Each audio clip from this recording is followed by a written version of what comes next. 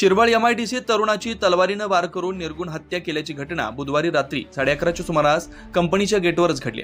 या घटनेमुळे शिरवळ औद्योगिक परिसरात मोठी खळबळ उडाली।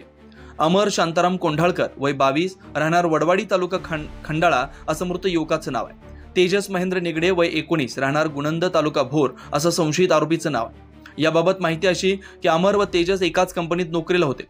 काही दिवसापूर्वी या दोघात किरकोळ भांडणं झाली होती। याचा राग मनात धरत तेजस निगडे हा बुधवारी रात्री अमर कंपनीतून बाहेर येण्याची वाट बघत होता। यावेळी त्याने पोत्यात तलवार लपवून ठेवली होती।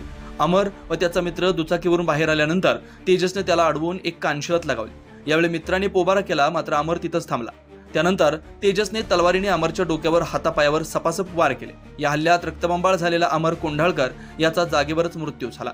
यानंतर संशयित आरोपी तेजस निगडे यांनी एका दुचाकी स्वाराची लिफ्ट घेऊन घटनास्थळावरून थेट शिरवळ पोलीस स्टेशन गाठलं। साहेब, मी खून केलाय असं म्हणत पोलिसात हजर झाला।